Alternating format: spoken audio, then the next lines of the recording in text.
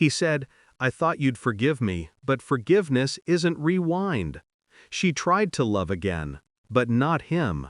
Now he waits outside her memories, where she never opens the door. The call came at 2:14 a.m. Not a wrong number, not a drunk mistake. Just his voice, shaking, slow, almost pleading. "I thought you'd forgive me," he said. I didn't answer. Silence does the work that words never can. He waited. Then the line went dead. That was the first time I realized forgiveness was a currency he'd already spent long ago. Days before that call, the world had been ordinary. At least, it pretended to be. He came home late, carrying the smell of someone else's perfume on his shirt. Said it was from the elevator, a stranger. I nodded, smiled. Let the lie sit between us like a cracked mirror neither of us wanted to touch. He slept beside me that night. I lay awake, watching the rhythm of his breath, the rise and fall that once calmed me.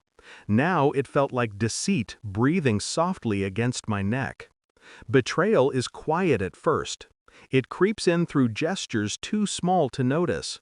A delayed message, a phone turned face down, a kiss that lands but doesn't linger.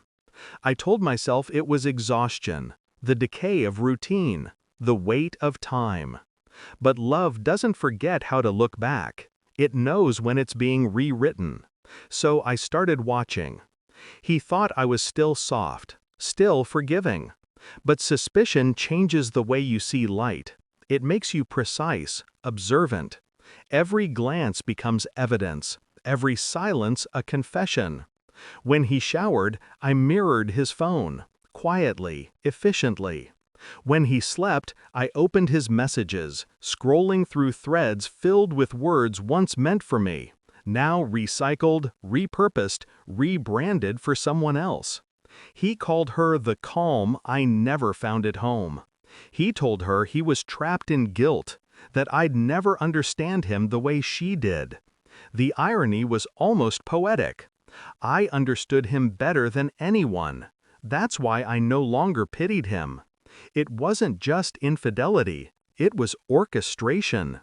A hidden apartment, a shared bank account under a company name I didn't recognize. Plans written in code, disguised as work travel. She wasn't just another woman. She was someone I had introduced to him, a friend, once. That was the moment denial died, and something colder was born in its place. I didn't confront him, not yet. Anger is noise. Noise warns prey. Instead, I gathered bank statements, call logs, camera footage from his business trip. A perfect puzzle forming piece by piece, fitting too neatly to be coincidence. I booked a hotel near that other apartment. Watched them from the car, from across the street. She laughed the same way I used to. He held her hand like a man who believed he was starting over. He wasn't starting over, he was repeating. When I walked into our house later that night, he was at the table, typing. He didn't notice me. That's the thing about betrayal, it makes people blind to the very eyes that see them. I stood behind him, watching the glow of his screen. Her name flashed. Her last message read, "Does she suspect anything?" He typed back, "No, she's too kind." He hit send. And that was when I finally smiled. I didn't destroy anything, didn't scream, didn't plead. I waited. Waited until I could be deliberate. Until my calm became sharper than his lies. I printed the proof. Every message, every deposit, every photo. Bound it all in a thin black folder. Labeled it, "The Calm You Found." The next morning, I made coffee, the same way I always did. He entered the kitchen, half-dressed, humming. I slid the folder across the counter. He frowned. "What's this?" I didn't answer. He opened it.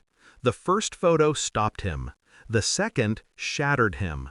By the third, he was begging without sound. "I can explain," he whispered. I met his eyes. "I'm sure you can." He reached for my hand. I stepped back. Touch no longer belonged to us. He broke then, crying, shaking, trying to make words out of guilt. But remorse is a performance I'd seen too many times, and I was done being the audience. I left the keys on the table, took nothing but my phone and the silence he'd taught me to use so well. As I reached the door, he said the line that would haunt him, not me, "I thought you'd forgive me."